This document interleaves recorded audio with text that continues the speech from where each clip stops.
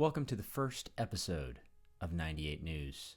We here at 98 News are dedicated to presenting news that represents the other 98% of the sports community. We are not just looking at top stories and headlines that everyone is covering, but truly looking at uplifting and bringing forward local stories from your neck of the woods. This being said, we love to hear from you, our listeners. If you're interested in submitting a story or potentially sponsoring us here at 98 News, please feel free to reach out at the email on your screen. That being said, let us get into our first story. Our first story comes from USAA, a very breaking story that caused ripples around the arm wrestling community and has affected a great many of people.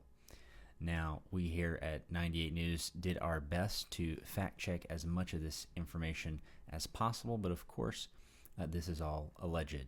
Some of these things we do have facts for, but we certainly wouldn't want to accuse anyone or say for certain these are exactly how these events took place. What we do seem to know is that Leonard Harkless, who runs the USAA, which is a promotion, the American promotion under IFA, has found himself in some hot waters. Just a few days ago, Leonard Harkless posted a lengthy Facebook post essentially saying he would no longer ref at IFA Worlds events. This was allegedly in his post because of an altercation that took place at Worlds. This, however, spiraled into many other questions that just seemed to not get answered by Leonard. To the best of our knowledge and from what we were able to uncover, what took place was at Worlds of last year, IFA Worlds 2025. The story goes that a gentleman competing in the Masters portion of the Worlds events who did not podium was drug tested. This, based off of what I was told, is very uncommon. Typically, the practice has been at IFA Worlds that usually only those in the regular competitions and usually only some or one of those who podium will be drug tested. So initially, of course, this drug test in and of itself is very uncommon. The individual had some form of altercation with one person who represented IFA, and some degree of altercation took place. Allegedly, someone was poked in the chest. Seems to be the most common version of the story.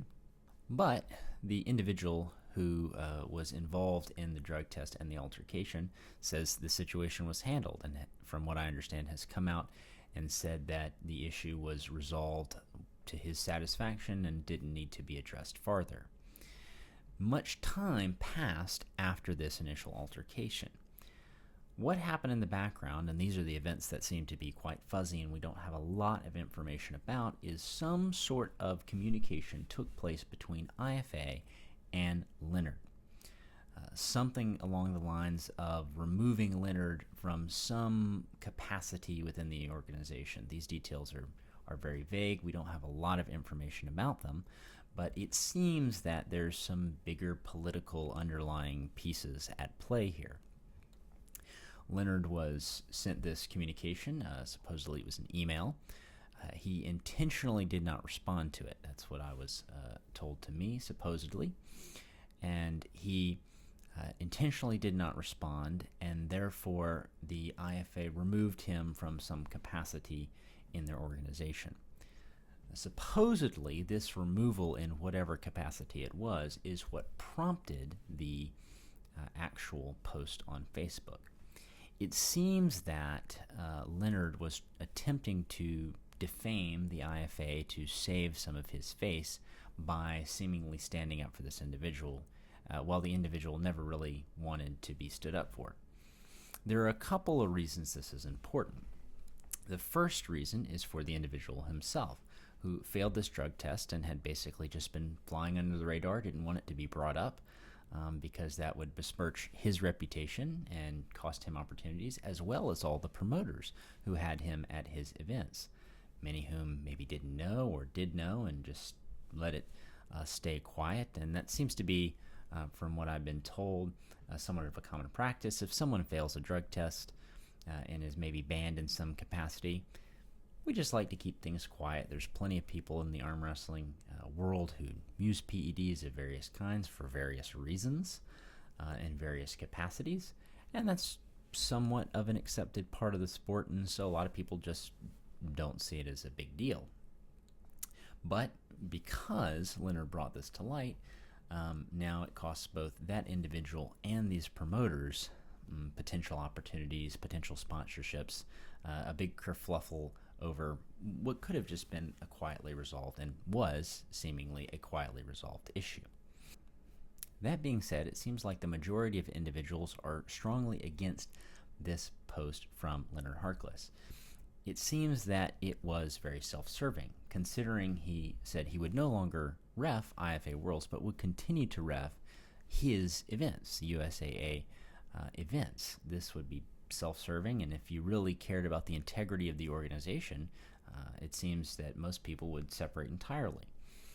Rather, it seems he's saving face, and in saving face, he's causing a lot of kerfuffle for other individuals in the sport. It was also reported to me, allegedly, that his partner for over 30 years, Denise, has blocked him on all social medias. There seems to be some internal trouble there in the USA group. That is, of course, all alleged.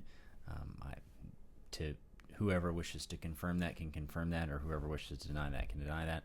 Again, we're not stating this as objective fact. This is just what has been reported to me, what some insiders have given me various information regarding.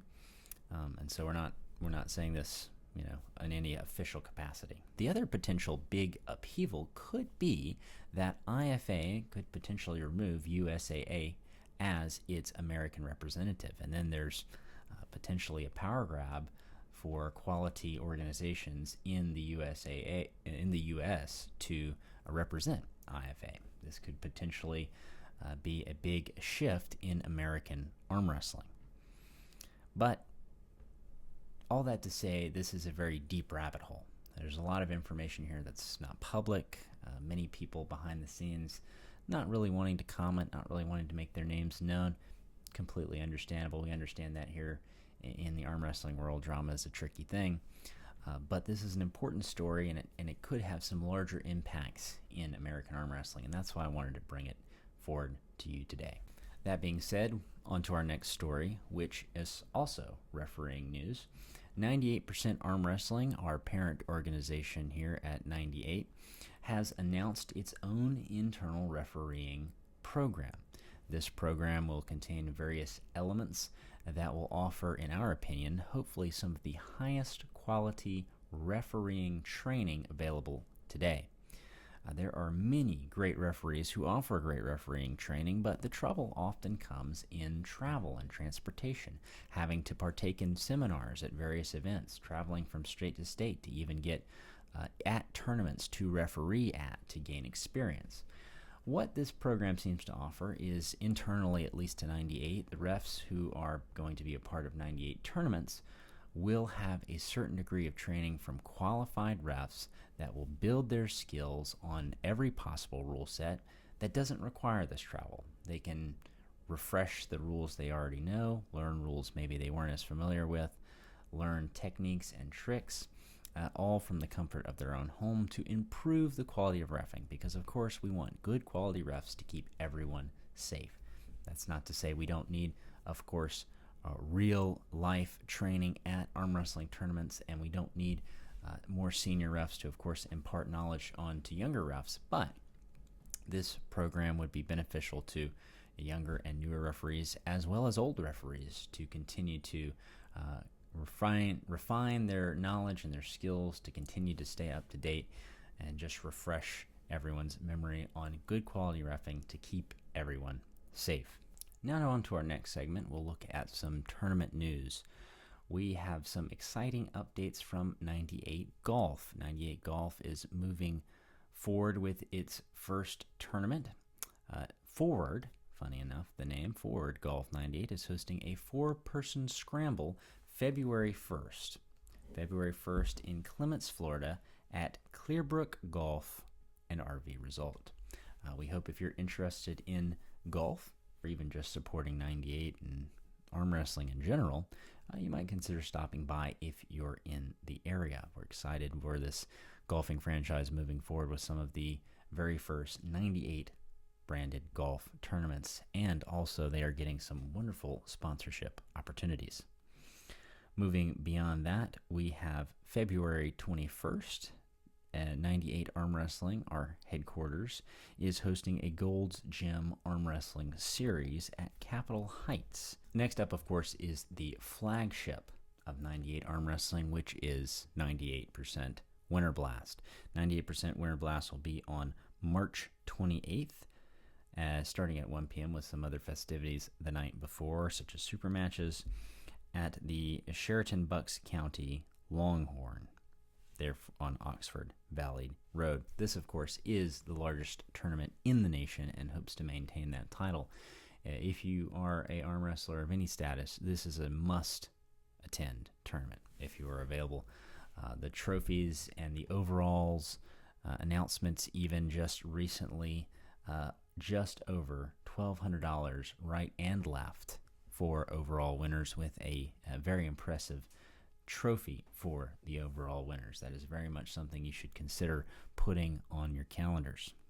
Over in North Carolina, we have two events coming up. 98 North Carolina is hosting the Raleigh Rumble 2 on April 18th, 2026 at High Park Bar and Grill. They are also hosting on May 2nd at Bragging Rooster the women's event, Queen of the Wing. If you're in the Southeast, I would highly recommend you visiting these particular events.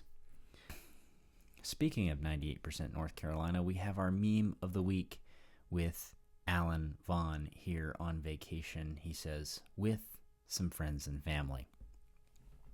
Thank you, Alan Vaughn, for that wonderful update. We also have a match highlight this week.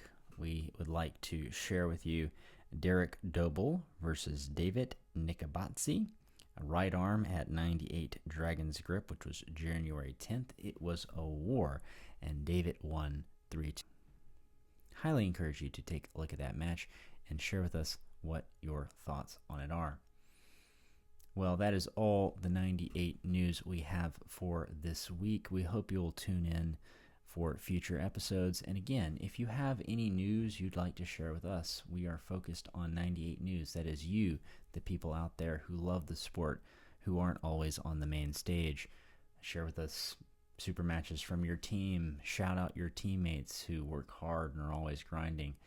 We want to support you, the fans of arm wrestling. Thank you for your time.